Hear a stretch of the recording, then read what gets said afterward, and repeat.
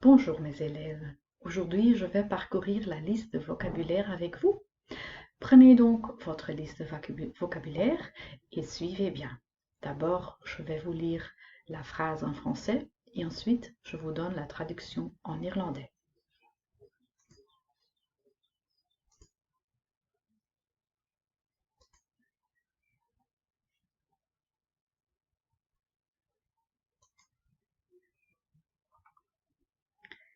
Les araignées sont une vraie source d'anxiété pour ma sœur.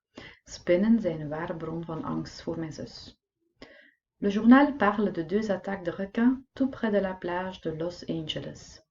Het journaal heeft het over 2 aanvallen van haaien vlak bij het strand van Los Angeles. Mon chat adore les caresses, il est gâté. Mijn kat houdt van strelingen. Ze is verwend. En français, un chat est masculin, un chat, donc il est gâté. On a 3 chatons à la maison. We hebben 3 kittens thuis.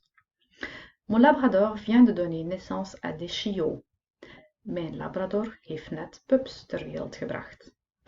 J'adore le chant des cigales en Provence. Ik hou van het gezang van krekels in de Provence. Selon la légende, la cigogne apporte le bébé aux parents. Volgens de legende brengt de ooievaar de baby naar de ouders. La cohabitation entre chien et chat n'est pas toujours simple. Het samenwonen tussen hond en kat is niet altijd eenvoudig. Mon chien est malade. Son comportement a changé. Mijn hond is ziek. Zijn gedrag is veranderd. Le corbeau est un oiseau intelligent. De kraai is een intelligente vogel. Une bonne entente entre frères et sœurs est très importante. Een goede verstandhouding tussen broer en zus is heel belangrijk. Tu connais la fable de la cigale et de la fourmi? Ken je de fabel van de krekel en de mier? J'ai acheté une nouvelle gamelle pour Filou. Ik heb een nieuwe voederbak gekocht voor Filou. Je voulais caresser Minou, mais quand je me suis approchée de lui, j'ai immédiatement ressenti l'hostilité. Ik wilde Minou aaien, maar toen ik dichter bij hem of bij haar kwam, heb ik onmiddellijk vijandigheid gevoeld. Le requin blanc n'attaque presque jamais les humains. De witte haai valt bijna nooit mensen aan. Il faut régulièrement nettoyer la litière du chat. Je moet regelmatig de kattenbak van een kat of van de kat poetsen. Le partage des jouets n'est pas toujours évident pour les petits. Het verdelen van speelgoed is niet altijd eenvoudig of vanzelfsprekend voor kleintjes. L'araignée a 8 pattes. De spin heeft 8 poten. Il faut respecter la personnalité de chacun. Je moet de persoonlijkheid van iedereen respecteren. Page suivante.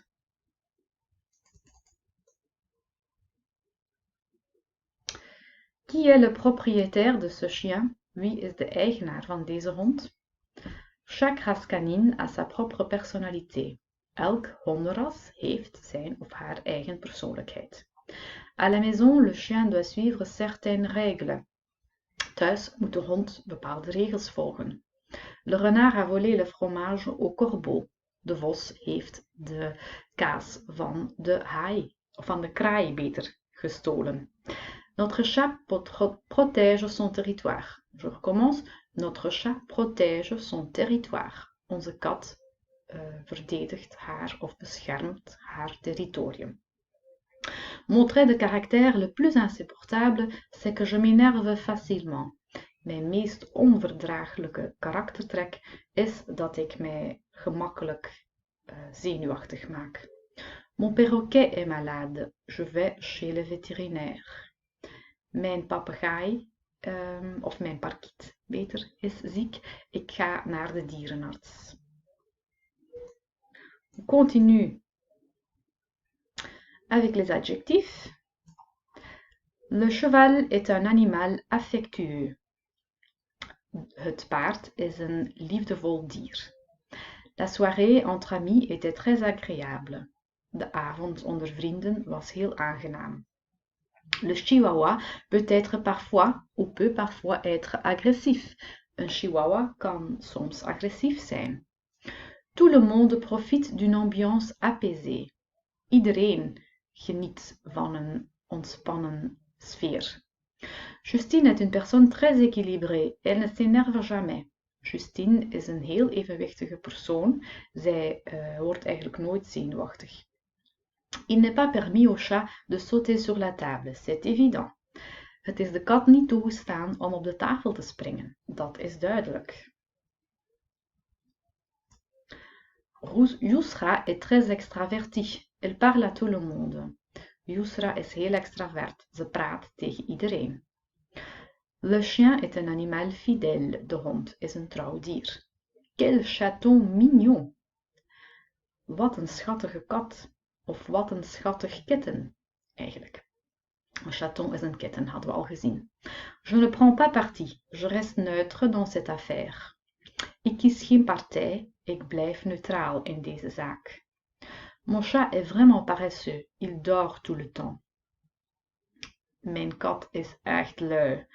Ze slaapt de hele tijd. Opnieuw hier, il dort, parce que un chat est masculin en français. Sois prudent quand tu traverses la rue. Wees voorzichtig als je de straat oversteekt. Annie donne un coup de main à l'asile. Elle est très serviable. Annie helpt in het asiel. Ze is heel hulpvaardig. Le loup est un animal très social. De wolf is een heel sociaal dier. Un animal avec des petits est très territorial. Een dier met kleintjes is heel territoriaal. En territoriaal betekent dan dat dat dier haar of zijn territorium beschermt. Pedro est tolérant. Il accepte tout le monde. Pedro is verdraagzaam. Hij aanvaardt iedereen. Dernière partie, dernière page. Super que vous êtes encore là. Donc les verbes. Cohabiter. Filou le chat et Clio le chien cohabitent depuis 3 mois. Filou de kat en Clio de hond wonen sinds 3 maanden samen. C'est le manque de nourriture qui a conduit à la mort du chien. Het is het tekort aan eten dat heeft geleid tot de dood van de hond. Alex et Pierre ne s'entendent pas du tout. Alex en Pierre komen totaal niet overeen met elkaar. Je fréquente le zoo dans le jardin des plantes à Paris. Ik bezoek de zoo in de plantentuin van Parijs heel regelmatig. La présence humaine fait fuir les animaux sauvages. De aanwezigheid van mensen doet wilde dieren vluchten. Le chien doit encore s'habituer à la présence du chat. De hond moet nog gewoon worden aan de aanwezigheid van de kat. Quand on a un chien, il faut imposer des règles.